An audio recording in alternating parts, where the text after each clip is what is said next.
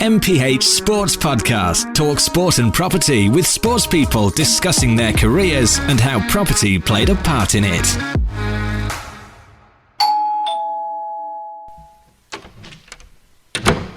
Mike Brown, welcome to Talk Sport and Property. How are you, mate? Yeah, not too bad, thanks, Lee. Good to see you. Good to chat, and looking forward to it. Yeah, no, thanks for joining us. Firstly, I'd just like to congratulate you on your second Premiership title. How was the head? Yeah, it was for me. It was quite low key because obviously I had the whole issue with the ban, so I didn't get to finish the season how I wanted. So yeah, it kind of took the gloss a little bit off for me, and which was a shame. But enjoyed it for what it was, and enjoyed the moments after the game, and then we had kind of a friends, family, etc. thing at the Stoop as much as we could with all the restrictions, which was nice. And then I think a few lads kicked on, and that was me ducking out really. When you're banned and you're leaving the club, you kind of feel a bit out of it, and I was a bit out of it, and you kind of then get your head into where you're moving to and what's coming up. So it was hard to kind of stay in the moment as much as I wanted to. No, of course, mate, I know. But I suppose in light of everything, I know it wasn't the perfect way of ending your time at Quins, but it was almost perfect. Yeah, not many players can say they've won one Premiership title, let alone two. And, looking back, it's hard at that moment to take yourself out of the situation and look onto it with an open mind. But, having moved on from the situation, you can look at it and say, I had a massive contribution, especially with the head coach being moved along, and how much influence the senior players then had to take to finally end up with winning. It was very much a player-led environment, which came from the senior players group, which showed a lot in terms of what we're about, and also how much value there is in a player-led environment. We came together as soon as Paul Gustard left and decided how we wanted to play, how we wanted the environment to be, things like how long meetings should be, how long training should be, how long the days should be, what should be in the training sessions, what we wanted to do. We were learning on the go how to deal with different situations that we were encountering during games. And I think that kind of, there was a bit of luck in there in the end, because we played Bristol and Exeter in the second part of the season when we didn't have a head coach, where we were learning about different situations. And I think that ultimately helped us in the final and semi-final, because we lost narrowly to Bristol, we lost narrowly to Exeter, and we should have won both games. But we came together as a senior players group and learned about those situations, which funny enough just ended up happening against them again. Because we learned from them, we managed to use them to get to the final and win. I can't thank you enough for your honesty and transparency with all this. And this is exactly what our listeners are going to want to be hearing today. And we've got a load of questions for you. And just in case you haven't listened to Talk Sport and Property, I'm sure you've listened to a few episodes there, Mike. But just in case you haven't, we're going to use the first half of the pod to talk about your career. And then we're going to talk about my favourite subject, which is property. So you ready for me? Yeah. Okay. So Mike Brown, 35 years of age, born in Southampton. I'm actually 36 now, but I'll take 35. 36 years of age. A product of the Harlequins Academy, going on to experience an unbelievable 351 senior appearances for Quins, 99 career tries, scoring over 500 points and playing nearly 27,000 minutes for the club. And your international career is equally as impressive. 72 England appearances, winning 3 Six Nations. In light of all of this, Mike, I have to ask, are you just a failed footballer? No, there is a lot of players who I've experienced that will say, I had trials with so and so, I could have made this, could have made that. Hugo Monnier apparently had trials for Arsenal, so he tells everyone, Danny, I think his is a little bit more legit. Told he was too small, funny enough, for football. Yeah. People like that, but I'm not one of them. But yeah, it's funny when you go over all that stuff. I should be sat here going, "Oh, that's really good," but all I can think is I should have 100 tries. I should have had 360 appearances. I should have had, 80 England caps. I guess that's a sort of professional sportsman's mentality. You always want more, don't you? Yeah. I think it's not until it all finishes that you sit back and realize the stuff you've achieved. And I get it in the neck quite a bit from my wife about not enjoying the moment as much as I should. Always looking for the next thing, always onto the next thing. I find it hard to explain to her, my mindset. But yeah, it's funny when you reel off all that, and all I can think is I should have more. Yeah. Mike, when did you start playing rugby, and how did it all start for you? So I started playing rugby when I was about 5 years old. The first club I went to, which not many people know, was a club called Supermarine near Swindon, because I lived in Swindon at that age. And then we moved not long after that. So most people think my first club was Salisbury, but it was actually Supermarine in Swindon. And then we moved to Salisbury, I think when I was 6 or 7. And then that's when I moved to Salisbury Rugby Club, and obviously spent my mini rugby time there and junior rugby time there. So that's how it started. Rugby was always in the family. My dad always played. He's a ex-fireman, so he played for the fire services. Played up in Yorkshire as a young boy and stuff like that. Loved the game and was always watching it when I was growing up. So I sat and watched it with him, along with rugby league. Actually, always been a rugby league fan, so I sat and used to watch that with him. And also on the other side of the family, my mum's side was a rugby player. He played London Irish in the amateur days for Havant as well. So I remember going to watch him play for Havant in places like Exeter, the old school Exeter ground with the dog track around it. Yeah. In a horrible, windy, wet day in the mud. He was a winger, so he was just stood out on the wing, not touching the ball. But I remember that. So yeah, it was always the natural progression for me to try rugby. So I got taken down at the age of 5. I think that most people my age didn't like it, sat on the sideline, not really sure about getting involved, quite shy and stuff like that. And they were playing British Bulldog, and then just got involved, and then just loved it from there, and it carried on. I read that you played rugby for your dad, and during your teenage years. I've been a coach to both of my kids, and I was interested to know, how was that for you being coached by your dad? Because I can tell you what, the life in my household is caused some right drama. Would you ever coach your kids? Would I? I don't think I've got the patience to be a coach, if I'm honest.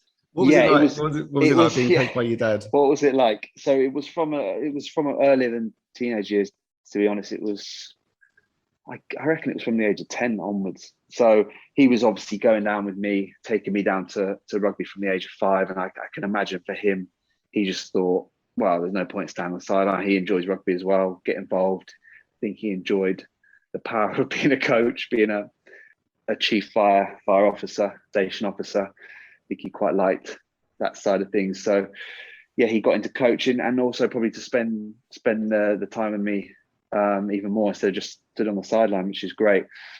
It was tough because he was of the mindset that he had to show everyone, which I can understand, that he wasn't giving me any favors or good treatment. So he was even tougher on me. He would never refer to me by my first name. It would be Mr. Brown, and I would usually be the one getting in trouble by him to make an example of. So it was tough at times. The person I am, I didn't enjoy defeat. I didn't enjoy not doing well. So I, could be a bit moody with things like that. So we'd clash a bit there, because he was obviously the coach as well. So yeah, there was some clashes, but I think it taught me a lot about toughness, mental toughness, understanding, you're not going to get special treatment in life anyway, in all walks of life. So I got that very early on from him. And I think that's the way he was brought up as well. So, I got some good lessons there, not that I knew it at the time. And how did you go about joining the Quins Academy, Mike? Yeah, so it's a bit of a strange one, and probably wouldn't happen so much nowadays. So back in those days, you had the academy guys that were full-time, and then they would then stay there all day and train on a Tuesday and Thursday night to make up part of an under-19s and 21s teams for Saturday games. And then they would allow all other people, amateur players, to come along to those Tuesday and Thursday nights for a chance to get selected for these under-19s and under-21s games. And then they would obviously then put these amateur players into the teams with the professional guys to give them games. So a couple of my friends at my sixth form college, which I chose because it was pretty good for a sixth form college at rugby. A couple of my friends there had been going, so I, obviously loved rugby and wanted to progress it further. Thought to myself, I'll have a bit of that. And we used to share lifts up there. When I couldn't drive, they'd take me, and then I'd drive back to Winchester or Southampton. My dad would come pick me up. That would be on a Tuesday and Thursday night. So my dad would take me straight from college. So it was long days and things like that. But that was up in Aldershot, which was probably about an hour and a bit from Winchester, I think. Yeah. So yeah, I'd do that, and then I just went on those Tuesday and Thursday nights and started getting picked for the under-19s, and then got picked for the under-21s. And the academy coach at the time, Colin Osborne, who would be coaching these Tuesday and Thursday nights, gave me a call one day, and basically for the second team on Monday night, they were short of a fullback, and I played all right in the 19s and 21s. And he obviously needed a fullback, gave me a call, and it was at Gloucester at King's Home. Obviously, I bit his hand off to play. And when I got the call, I was actually on the way to Worcester to meet the academy guy there, Nigel Redman, who I'm sure old school rugby fans would know, because there was a uni course at the uni there that was linked with the academy, and I was trying to get on that. So I was going to meet him. I had to cancel on the way to Worcester, which I don't think Nigel Redman was very happy about. So I could get there to Gloucester in time for this Monday night game. On the way, we stopped, picked up some boots from a local sports shop, some sports trainers, so I looked relatively sporty. And turned up at King's Home. I was quite early compared to the other guys that were coming from Aldershot. I arrived in the change room, no one there. I didn't really know where to sit. I didn't know, who was playing. I assumed I was on the bench, went and sat in the kind of bench spots. And then in walked the team, and I knew one of the guys from this playing in the under-21s games that was in the academy, Duncan James. I knew him reasonably well, and he walked in. I said, "I'm guessing I'm on the bench. Do you know what number I'm wearing so I can sit in the right spot?" He goes, "You've not been told. You're actually starting at fullback. So you're over there, mate." So I kind of slowly and shyly went to that spot, sat there, not really sure what to do, what was going on, didn't know the calls and things like that, and ended up playing, scored a try. I think I went reasonably well, and then for the rest of that season, I played, I think, all but one game. The bench all started. We ended up winning the A-League Cup, so it was good. And then off the back of that, got offered a full-time contract for the following year once I'd left sixth form college. I mean, I love discussing a debut, and you made yours whilst at the academy during the 05-06 season against the London Irish. That must have been a wonderful achievement for you, Mike, and your parents and your family. Do you remember it well? Was that my Premiership debut as well? Yes. Yeah, so I'd actually made a debut for Quins the season before, because we were relegated on my first year in the academy, and then that's when Dino came in.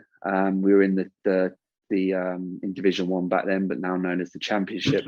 So I'd made my debut for the club in the Championship Division 1 under Dean Richards, which was great for me, great progression instead of just being chucked straight into the Premiership.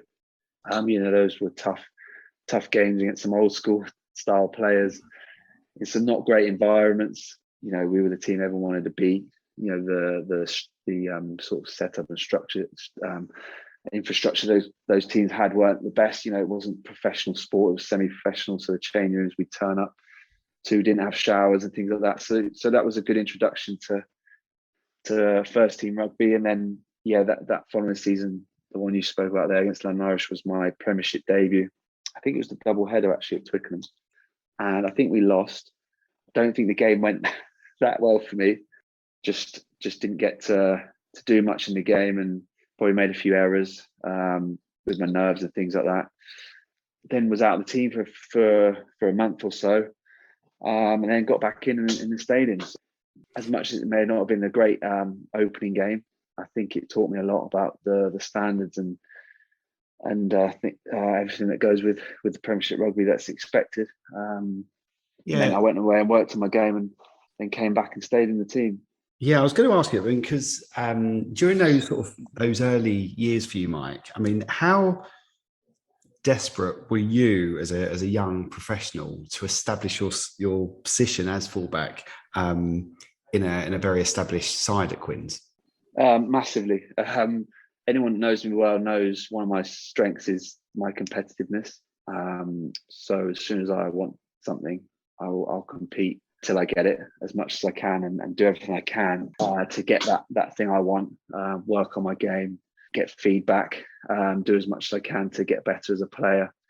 So yeah, as soon as I got brought into the academy, my mindset was to make the most of the situation. I didn't ever want to leave rugby whenever that was, and say I didn't give everything and didn't make the most of this great opportunity I had.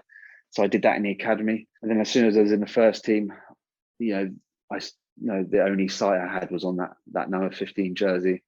Working hard on my skills, things like that. And I was told by a handy friend, in no uncertain terms, that I would never play fullback for that club unless I go and work on the basic skills of a fullback. And now that's probably my strength. The high balls, kicking, counter-attack ability, one-on-one tackling, all those little things, but mainly high ball, which is now probably my super strength. So, I can only thank him for that. But I went away and did that. I always learned from those disappointing performances like that Premiership day we talked about, because I didn't want those sort of things to happen again, because I was desperate to play for the club. I was desperate to wear that jersey and not get it taken away. It wasn't before long that your country also recognised your talents, Mike, and you made your Test debut in South Africa, May 2007. I mean, what an unbelievable honour. Did you ever picture the day that you'd be putting on the jersey and representing your country? Being a rugby fan from the age of 5, I'd always watched England, obviously, and being an England fan and watched every game. Been to games with my dad at Twickenham. So I'd always wanted to do it. Whether I pictured myself actually doing it, I'm not sure. But as soon as I started playing for Quins and that became a possibility, again, I was desperate to do it. Looking back, I think it was probably too early for me. I got it on the tour at the end of my first Premiership season for Quins. It was against a South African team that were going to go on and win the World Cup a year later, so they were fully developed in terms of their team and partnerships and things like that. Whereas we went on a tour where it was the first season of the playoffs, and obviously these tours are arranged 2-3 years before, so they hadn't obviously taken that into account. So we were without the players from the top 4 teams, so obviously we were a very depleted squad, which then became an even tougher challenge and ask for us. A lot of new guys getting their caps the same day as me. We were massively under strength. We hadn't been together as a team for more than a week, I think, and we got absolutely battered. It didn't go great for me. I think again, nerves got to me. Probably just like that Premiership debut, to be honest. Don't seem to do too well with debuts. Yeah, so it was a tough day, and also off the back of that, I don't like to do things easy. There was a stomach bug going around the squad, and I managed to get it the night before. So I was ill in the night, didn't get much sleep, was dry wrenching on the field, no energy. After the game, my dad came up to me and said I didn't look well even in the anthems. He could see I was pale. He thought it was just the nerves. I was sort of sweating, and it wasn't a good day in that sense. But obviously to get your first cap for England is amazing to do. Well, yeah, I mean the first of 72 appearances, 3 Six Nations, 11 years with the squad before playing your last game, ironically, back in South Africa in June 2018. And we won that one, thankfully. And you won that one. Looking back now, if you could choose a moment or 2 moments, what were your personal highlights? Ooh, I didn't prepare you for that one, did I? yeah. I think if I can pick two, I'd probably pick one from club and one from country. So if I was picking one from club, I think it'd be that 2012 Premiership final, winning that.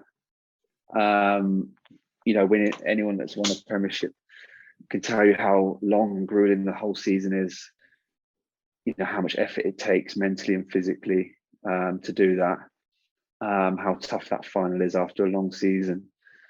So just hearing that final whistle, I didn't even have the energy to celebrate that much. You know, I would literally slump to my knees and was just so thankful that we won it, and it was something we were desperate to achieve. So, and to do that with guys you spent the whole season with, you know, some of your best mates at that time. We had a lot of guys I'd grown up with in the team. So to do that with those sort of guys, Jordan Turner Hall, George Robson, Chris Robshaw, Danny Kerr, all those guys that you've grown up with, Tommy Williams through the academy, I spent a lot of time with. To do it with those guys makes it even more special.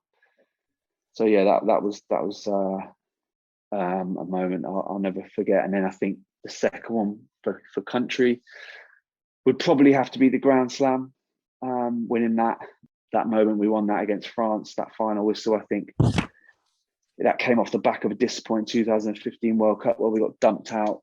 You know, a lot of scrutiny and a lot of people having their say, and us as players getting hammered.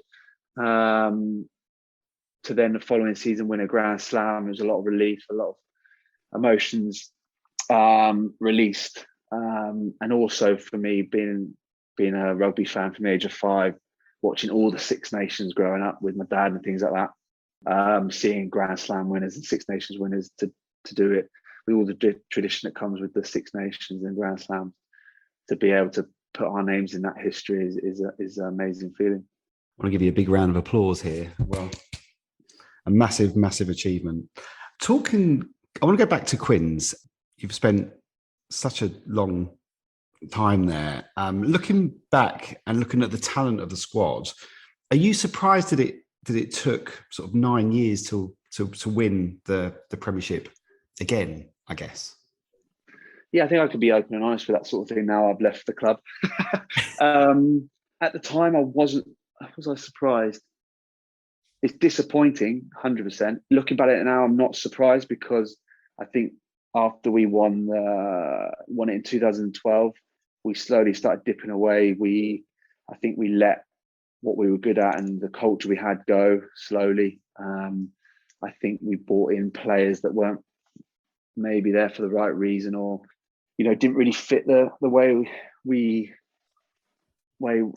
our identity as a club and our culture as a club, and we let that slip. We sort of just cruised along, and we thought it would just happen, where it takes a lot of effort and a lot of squad effort and individual effort to achieve something like that. We let that slip. I think the recruitment wasn't as good as it could have been and was previously.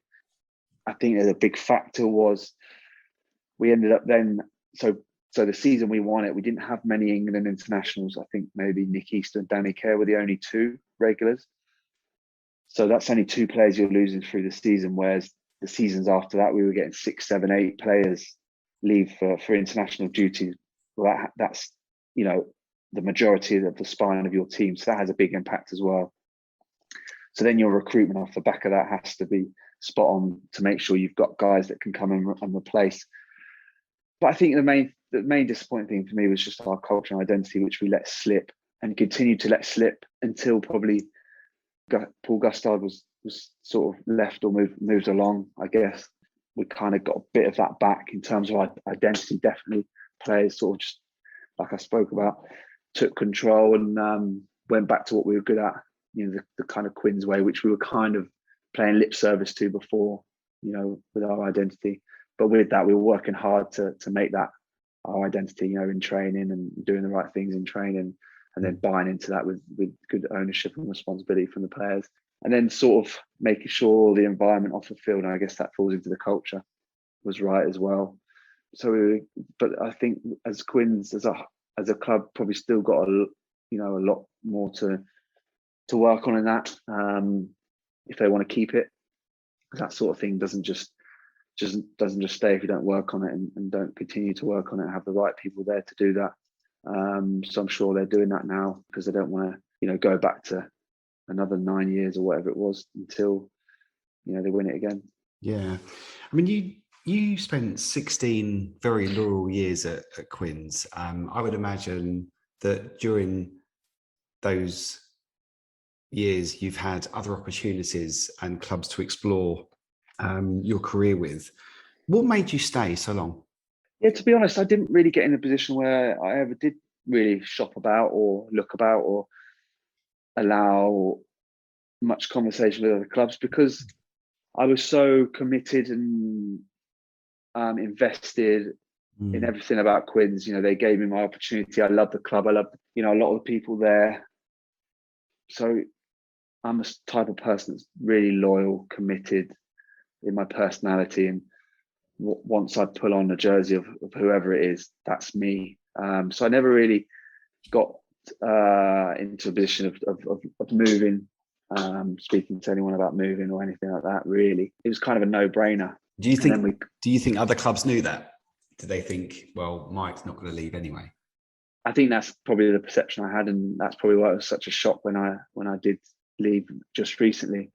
But that wasn't down to me. That was down to decisions that are out of my hands. Obviously, I'd love to stay there at that time. Obviously, I want to finish my career there. Why would you want to move at the age of 36 when you've been there so long and you feel like you're contributing still on the pitch and off and also off the pitch now as a senior player?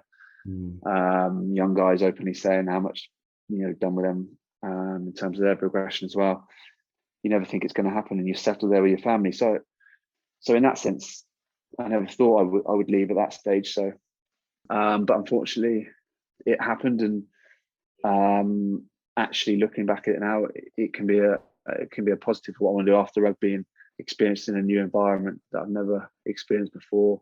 The experience of moving and how, as a player, you deal with that and moving your family, all those sort of things can only be a positive what I want to do after rugby. So maybe it's just in the universe that this happened to me. But obviously at the time it was massively disappointing. I never thought I would leave. So, and also, like I said, as a personality, I get so invested and committed and loyal to what I'm involved in, and I guess as a club man and things like that, nothing else really matters. And it was more than just a club and a job to me.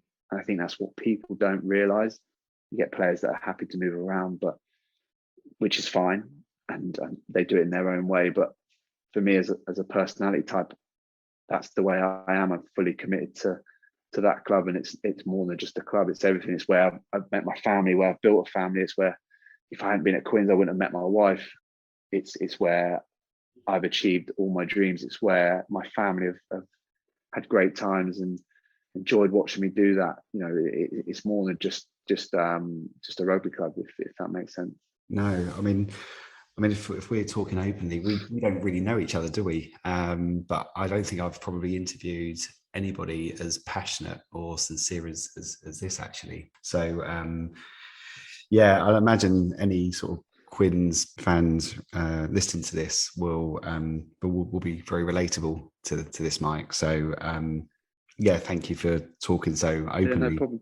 No, not at all. And I think now for me as well, I now have to do that for Newcastle, and I will do that because of the way I am. So, now I've got the Newcastle, I'm at Newcastle and I put on that jersey for training. Not yet made my full debut, but, I've played in pre-season games. I'm fully invested, committed to that club and love that club. And I have to get to the point where, and I will love it as much as I was at Quins, and you kind of put Quins on the back burner because that's just the way I am. That's how I get the best out of myself. Well, talking about Newcastle, how was the move? I obviously follow you on Instagram. I saw lorries flying around and kids getting in the way and boxes everywhere. And how's it all been? Yeah, it was tough. Like anyone that's moved house will know. It's a long journey. It's a long move. It's a big move for us as a family. But once we've settled in and got through the dramas and the stresses of moving house, it's been good. So we've only recently moved into kind of our forever home where we lived in Esher. So that was disappointing because, like I said, we never thought we'd be leaving London. So that was disappointing to do that so quickly. And when you do up a house that's your forever home, you're very emotionally attached to it, aren't you? Emotionally attached to it. That's the thing, yeah. And you're precious about it. So you have to get over that. So if there's one thing we'd love to do is pick up that and put it here. But then everything else is great. It's a great place to bring up a family. I love the fact that everything's so close. It's not like London where you drive half an hour minimum to get somewhere. It's literally everything's 10 minutes away. But I love the fact you can be 5 minutes down the road, you're in the country, 10 minutes up the road, you're in the city, or it's slightly further, you're on the coast, so you get the best of everything. I'm slightly nervous about the winter that's coming because even the locals tell me how brutal it is. And if they're saying that, you've got to worry. So I'm worried a bit nervous about that. But yes, it's been great so far. And my wife's made a good group of friends, and my son is loving his nursery. He's looking through the window at the moment at me. So awesome. Yeah. And we're talking ahead of this Sunday's game against Harlequins. Yeah. But you disclosed to me before the pod that you're injured. You must be absolutely gutted. Oh, I'm so gutted. It's been another tough week. Since the ban, obviously I haven't played for so long, and arriving at a new club, you're just desperate to play. And then the added fact of who we're playing on that first Prem game of the season. Yeah, the last pre-season game last weekend, I took a hit to the ribs, went off. It was pretty sore, but I thought I'd be able to manage it. So we went for a nerve blocking injection a couple of days ago. So that would have been the Tuesday to hopefully get through training and play. It's obviously desperate to play, and they saw a small fracture in the ribs on the scan. So that kind of changed things. And so early on in the season, you don't want to be carrying something like that. If you get another big whack on that, it will linger on in terms of recovery, but also, touch wood, it wouldn't happen. But the worst case scenario, it could crack even more, and then you've got your organs and stuff it's protecting, which then can get even more dangerous. So it's just not worth the risk, as much as I tried to push it and wanted to, and was asking different opinions on what they thought. I assume you'll be there. Yeah, I'll be there. We'll have box duties and things like that, and obviously you want to support the boys, even if you can't physically be out on the pitch. But yeah, it's just disappointing, and would have loved a crack at my old teammates, my old pals, and my old club. But it's not meant to be, and hopefully I'll get to do it at their place instead. Yeah, well, that might be a better occasion anyway. Yeah, it'd be nice to go back there and see those unbelievable Quins supporters, but also try and do a job for Newcastle. Yeah, brilliant. Well, we're going to enter the quick question fire round. Are you smash it out? Yeah, hopefully it's quick. Yeah. Not sure how quick my answers will be. Okay, number one. Do you have a nickname? Yeah, very boring. Brownie. Everyone calls me Brownie. In your opinion, who is the best player you have played with at Quins, and no sitting on the fence? At Quins? Yeah.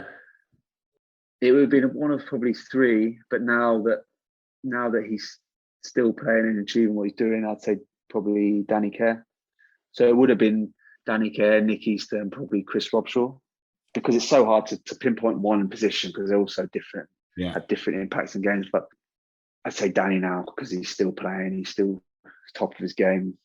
I think also it's not just what he does on the pitch; it's the environment he creates around him as a person off the field. He's happy-go-lucky, he's the lovable rogue, and he's great to be around. We're kind of the yin and yang, so we worked quite well together in terms of in backs meetings and stuff. I'd be the grumpy, direct, challenging person. He'd be the more personable and happy-go-lucky and light in the mood. So we bounced off each other quite well.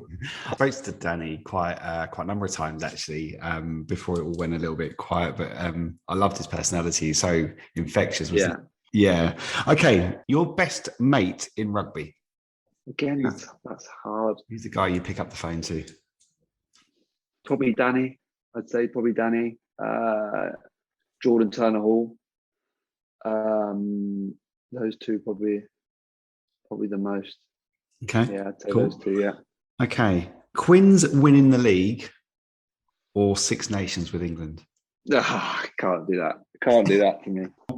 They're so different. They're so different because yeah, they're so different because Quins is a full season with players that you know really, really well. It's completely different environments, club and country. But then country is, you know, the top of the game. It's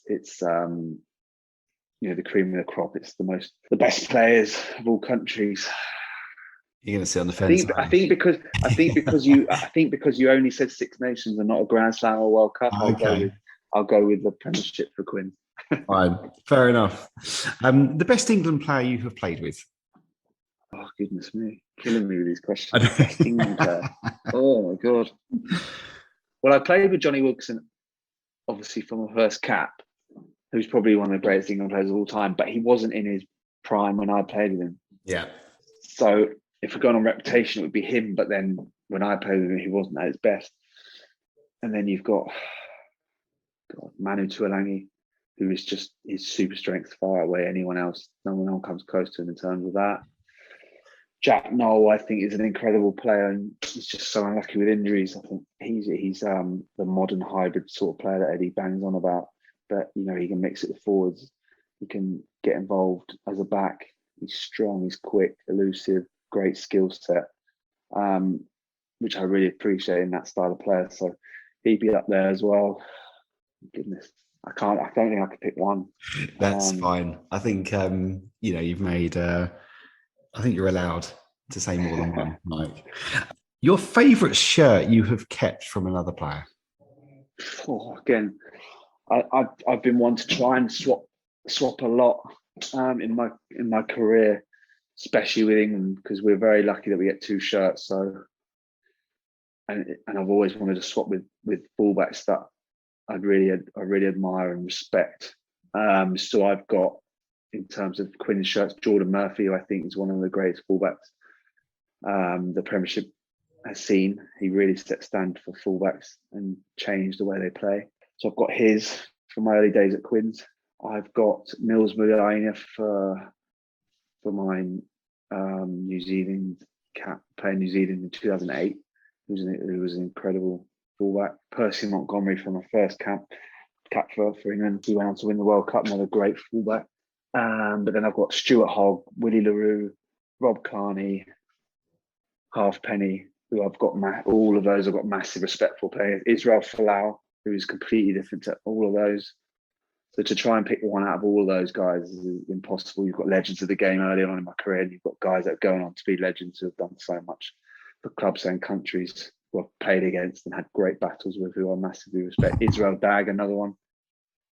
Ben Smith. I mean, pick from that list. It's a decent list, isn't it? Are they, I was going to say, yeah, they're all sort of framed up in a room somewhere, or are they just? No, it's not those ones. The only ones I've got up in the garage are just personal achievements, like 300th Quins shirt, Premiership winning shirt, all those sort of things. Awesome. Okay. The best game you have been involved with? Again, it's so hard. Played so many games. Premiership final again. The season before we won the Amnion final, I absolutely loved, because that was our first major trophy with that team, who I loved being part of. So those two for Quins really stand out. Another Quins game was against Toulouse away when they had an unbelievable team. We beat them. I scored 2 tries, so that really sticks out for me. For England, we beat Ireland in the Six Nations 2013, I think. That was an amazing game for me, because they were like the big team at the time, with O'Driscoll, O'Connell, all those sort of players, Rob Kearney. And I helped set up a try with my other Quins teammates, Robbo and Danny, ended up scoring. So that always comes to mind. I loved that game. That was a great game, and I think I got man of the match as well. So those ones really stick out, I think. Which football team do you support? Man United. Oh, Mike. Oh, come on. I know. I get that a lot. What's going on? You were born in Southampton. I know. Do you know what it was? You have to explain this one to me. Yeah, so I moved from Southampton at a really young age, 3 or something like that. So obviously I wasn't into football then. Then when I started getting into football, I didn't really have a team, and I was watching the FA Cup final in '94, I think. which was Chelsea versus Man United, 94, 91. It actually was 91. With Man United, Chelsea. And my friends support Chelsea, and my favourite colour is red. So I was drawn towards them. They ended up winning as well, which helped. So since then, I just supported them, and I was in awe of players like Mark Hughes and Eric Cantona, Kanchelskis, Ryan Giggs, all those players back in those days. And I was sort of a casual fan, but then I really got into them when Beckham sort of hit the scene. He's like an idol to me, and Roy Keane as well, another idol of mine. That sort of team. Then when Beckham sort of broke through, that's when I really started getting into it. That was my first sort of Man United shirt with Beckham on the back. I think he was wearing 23 at the time or something like that. In the 20s, the number was. It was the white kit with the black trim. Yeah, that was my first United kit. I had Beckham on the back, and then just supported him ever since then. And I just loved that team in terms of greatest sporting teams. That 99 team for me, winning the treble with those players: Schmeichel, Keane, Giggs, Beckham, York, Cole, all those different characters they had there, Sheringham. I just love that team and love what they're about. Love those players. Yeah, good side, very good side. And now that Ronaldo's gone back, you must be. Honestly, it was the greatest day as a United fan. I couldn't Especially believe because it. we all thought he was joining City. Yeah, when I read he was joining City, I was absolutely devastated. And it was weird. I had my Man United shirt on that day, just casually at home. I don't wear it out too often. But yeah, I was just casually wearing it at home, and then that was announced. I couldn't believe it. I was watching Sky Sports for about 5 hours, and Mrs. losing her head about it. But I was like, it's just the greatest day as a Man United fan, I think. If you did make it in football, because I know you obviously reading about your history and your and how you loved football itself, what position would you have played?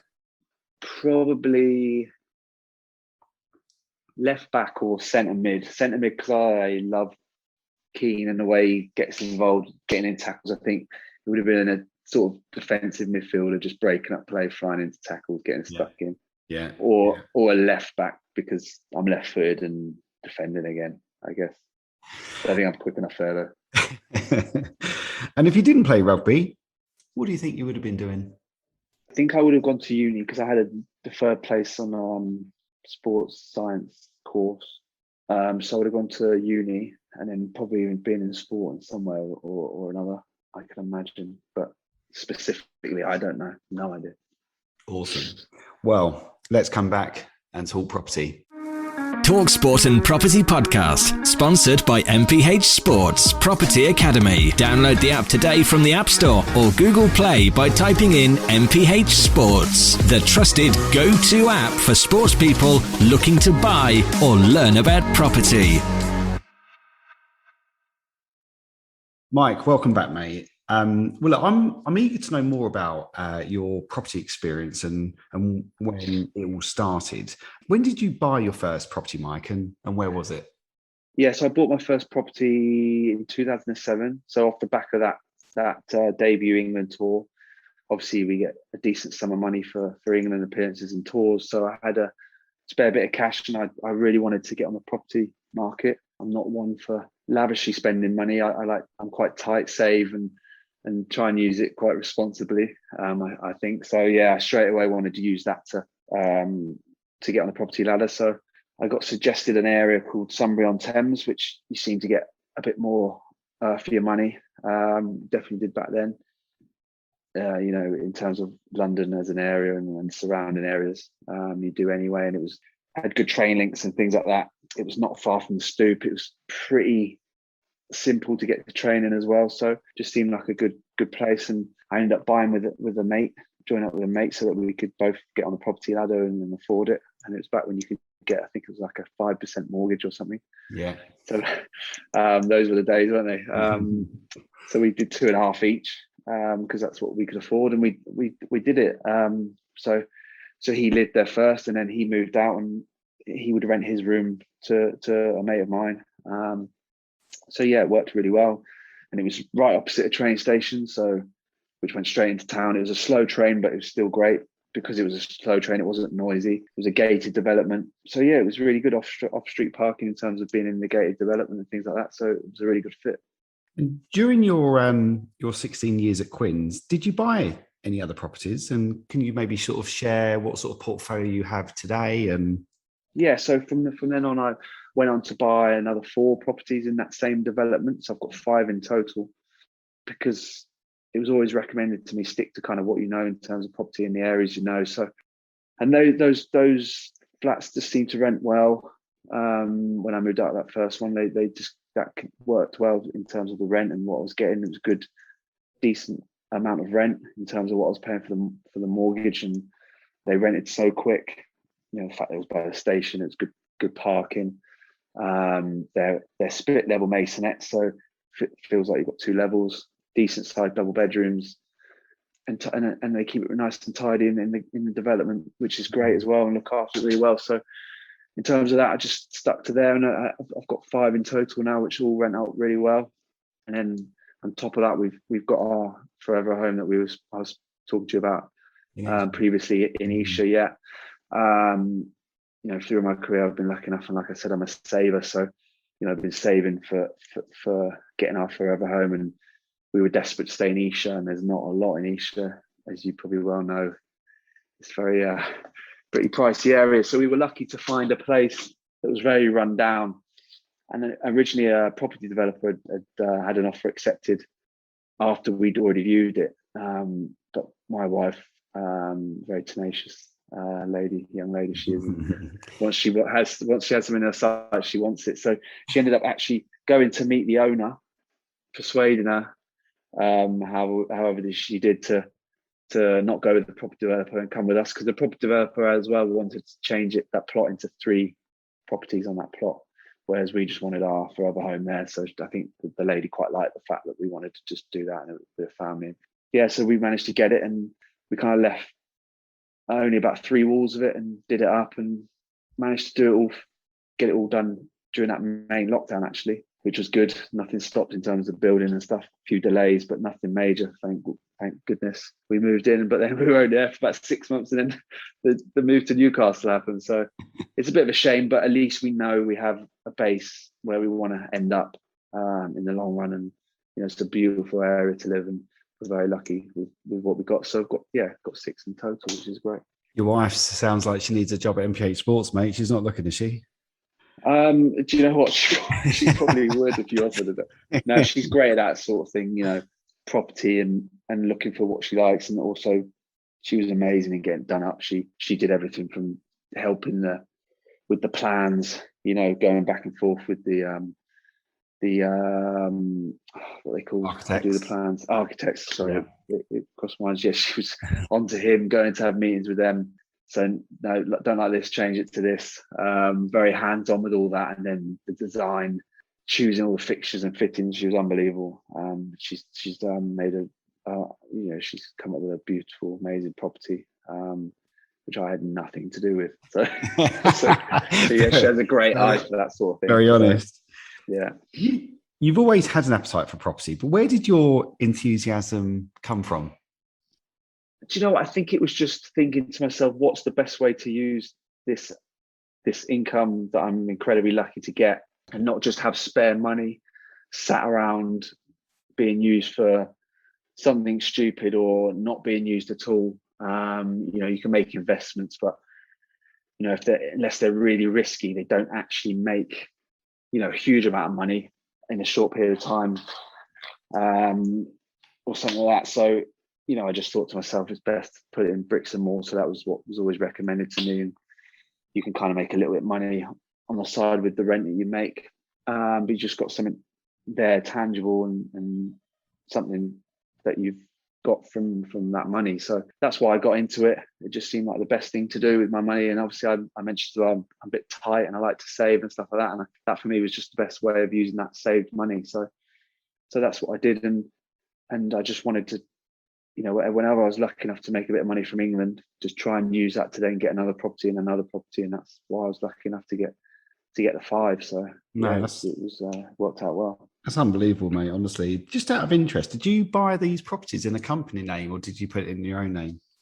Yeah, so a bit of mix really. The first one was in a personal name, and then another one was is through image rights company, because as a professional sportsman, we can have an image rights company playing for England and stuff like that.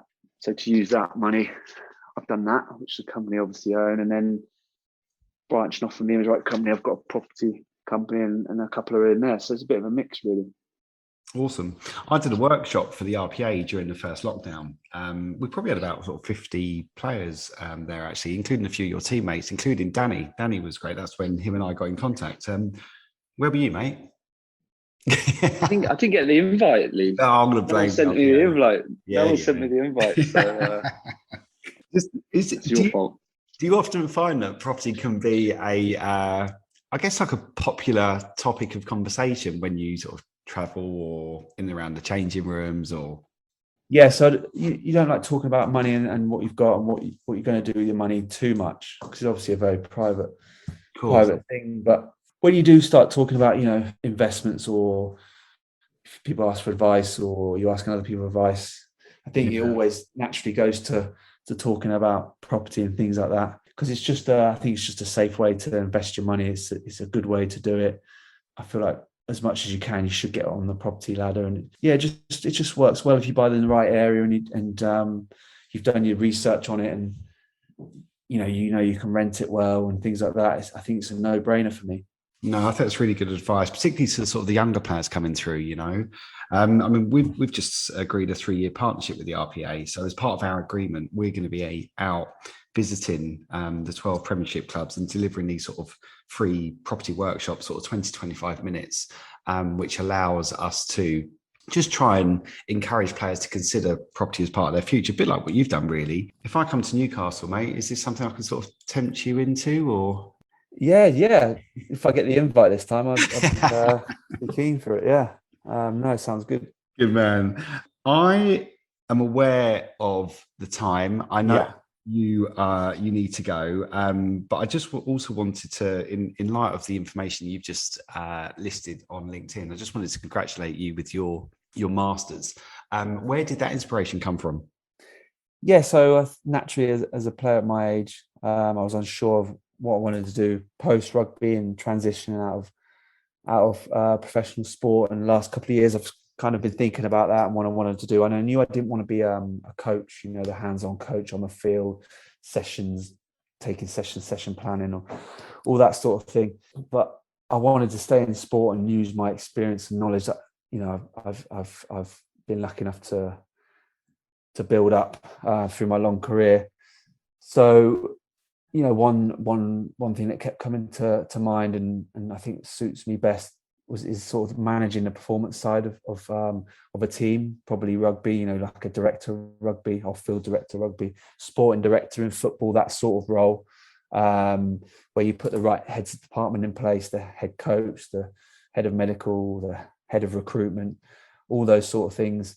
You're looking at the sort of medium to long-term future of the club, instead of just the short term that obviously a coach has to deal with, setting the culture and identity of a club. So then everything on that performance side aligns to that. And then obviously being a link from the performance side to the board and the CEO. That's the kind of role, I was interested in. And the more I spoke about it, the more I researched it, especially the sporting director role in football, the more this course kept coming up. I spoke to people like Mark Evans, who was director of rugby, and I think he was CEO at Quins back in my early days. I spoke to him and various other people. This course kept coming up. First, like coming up, I never thought I'd go back to anything academic. I haven't done anything since the age of 18, leaving sixth form college. I never thought I'd be able to get on a course like that, and two, be able to manage it. The confidence to do it, would have the academic skills to do it. But the more I thought about it, the more I thought if I have that experience that I've gained in rugby, plus something on paper with all the learnings I'll get with that as well, in terms of managing and leadership, the better place I'll be in post rugby to transition seamlessly. Got in touch with the guys at the course, Donna, who runs the course, and people like that, and they really put me at ease about how much it's structured towards people like me that are currently playing or currently in a business or currently working, in terms of their time. People that haven't been in academic studies for a long time, they really put me at ease with that. So I thought, I'm just going to go for it and really commit to it. Kind of use the rugby mindset I've had with this. So then I can, like I said, put myself in a great position post rugby, and I'm really excited about it, and potentially going on to get into a role, a director of rugby role or sport director role. I think that's really brave. It sounds really exciting. And I wish you all the very best with it, Mike. Honestly, Thank you. Good luck with the season. Appreciate it. And hopefully I'll be up to see you boys soon. Brilliant. Yeah, that'd be great. And let me know if you want to come to a game when I'm finally able to get on the field. Thank you, Mike. Honestly, No mate, thank you so much for coming on Talk Sport and Property. I can't thank you enough. No problem. Thanks for having me. You've been listening to Talk Sport and Property. Visit the App Store and download the MPH Sports app today, or keep up with us over on Instagram.